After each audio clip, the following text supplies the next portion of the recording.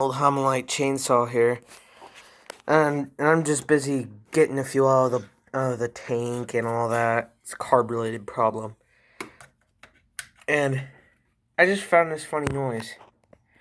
Probably gonna want to turn up your volume all the way up.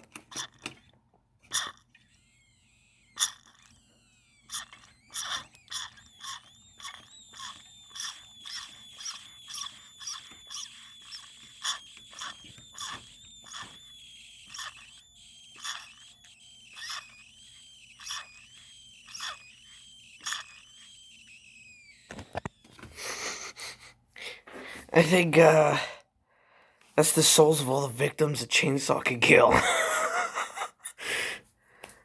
I think I'm gonna name this repair series the Homelite Chainsaw Massacre. And just put its red oracle in parentheses. Yeah, that'll work.